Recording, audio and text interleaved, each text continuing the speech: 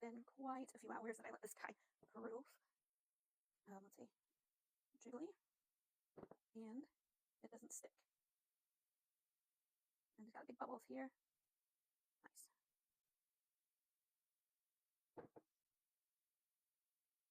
Okay, well, I don't know what happened to my sound, but you're gonna flip your dough over and let it fall out by itself.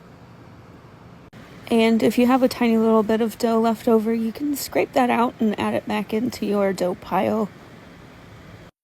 Then you're going to take a scraper or a knife and just cut it in half because this recipe makes 2 loaves.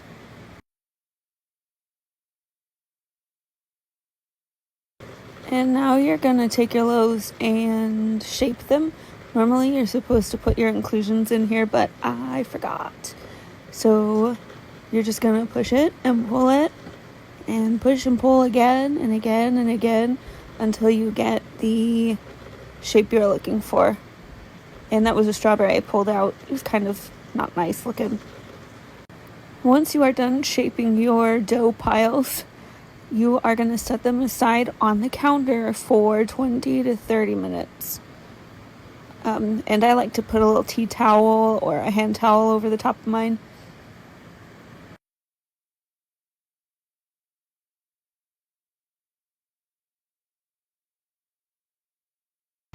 And now you're going to kind of like stretch out your loaf into a rectangle so you can add your inclusions.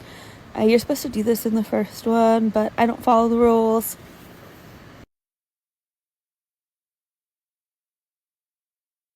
And then you take whatever you're adding to it and you put it all in the center here. And you'll notice I've already added some chocolate chips from before.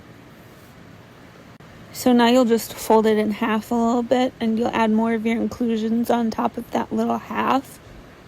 Then you'll take it and flip it over again and add even more chocolate chip inclusions on the top of that half.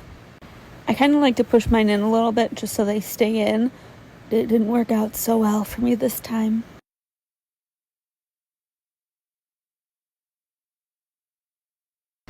And then you take this part and you roll it up tightly like a little ball, and you see I lost some chocolate chips. And then you're going to do that little push and pull thing again until your dough is round and doesn't have those little edges. And then you set it aside. Do the other one. And now you take your second pile of dough and goodness and do the same thing as you did with the first one. Stretch it out. Be careful not to pop any of your bubbles. And I didn't add any of the strawberries because they were not thawed out yet and they were looking kind of mushy. Gross. Add a lot of chocolate chips to the center to make it taste nice. And fold it in half like a little blankie and put even more chocolate chips there.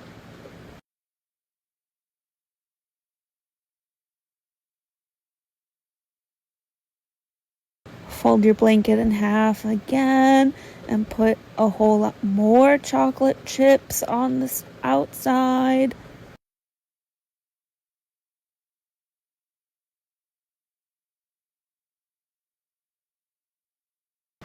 And now you're going to tuck your chocolate chips in for their little nap. And you're going to shape your dough again with your push and pull until your thing looks like a round ball of dough. And you don't have those weird ends like a cinnamon roll.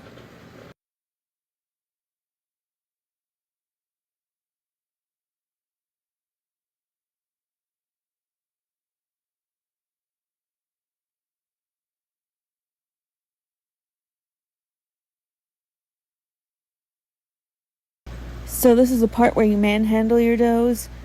You're going to get your Benetton, you're going to pick up your dough, flip it, and slap it down. And then once you're done with that, you're going to take them and put them in a refrigerator and you're going to cover them up. Now it's 43 degrees outside where I am, so I'm going to put these out on my deck instead of in the refrigerator. And they'll sit there for about 10 hours or until they're done proofing.